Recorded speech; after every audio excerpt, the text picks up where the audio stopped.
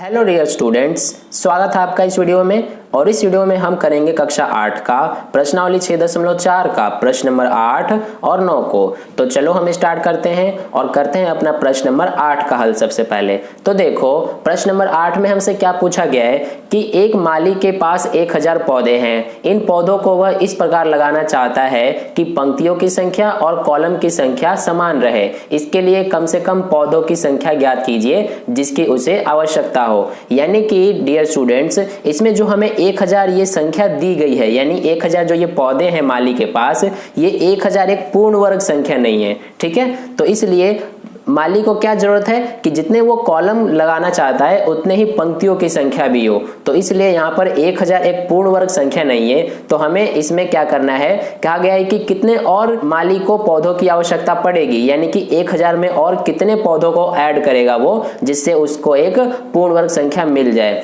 तो इसके लिए हम क्या करेंगे यहाँ पर, सबसे पहले कि जो 1000 है ये, इस 1000 का हम यहाँ पर वर्गमूल ज्ञात करेंगे। ठीक है, तो इसके लिए हम यहाँ से भाग विधि का प्रयोग करेंगे। तो इस तरह से ये जोड़े बनाए हमने यहाँ पर और इस तरह से हमने ये किया।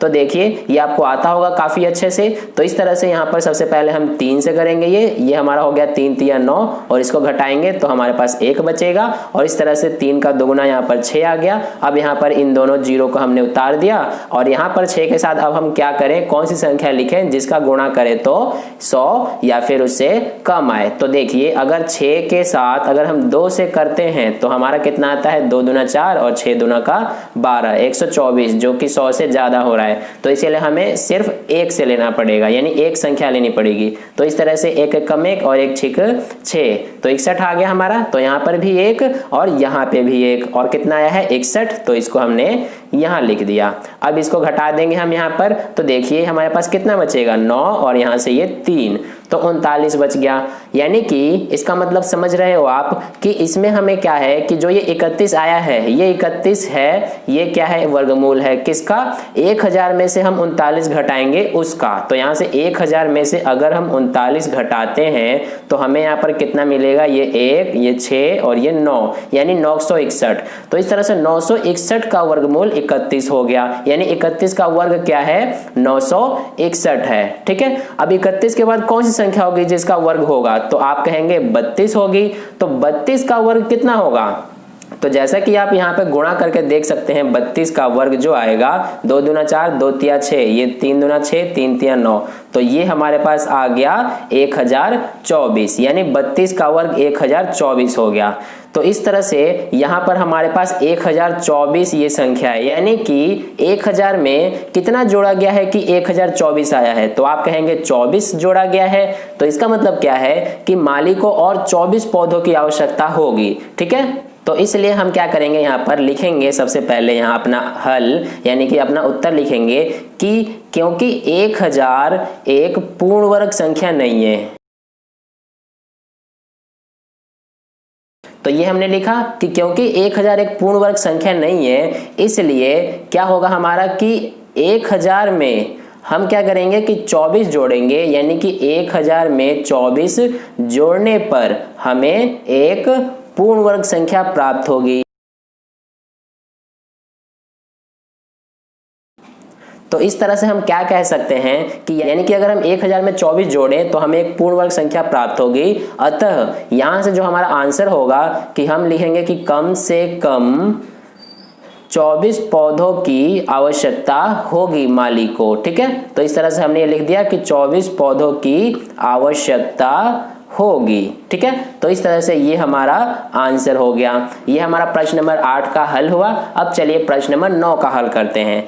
तो देखिए प्रश्न नंबर 9 में हमसे क्या पूछा गया है कि एक विद्यालय में 500 विद्यार्थी हैं। पीटी के अभ्यास के लिए इन्हें इस तरह से खड़ा किया गया है कि पंक्तियों की संख्या कॉलम की संख्या के समान रहे। इस व्यवस्था को बनाने में कितने विद्यार्थियों को बाहर जाना पड़ेगा। यानी कि इसमें हमें जो विद्यार्थियों की संख्या दी गई है वो 500 दी गई है, यानी कि ये 500 जो संख्या है ये हमारे पास एक पूर्ण वर्ग संख्या नहीं है। तो इसलिए यहाँ पर हम क्या करेंगे, सबसे पहले कि इसका वर्गमूल ज्ञात करेंगे इस भाग विधि से।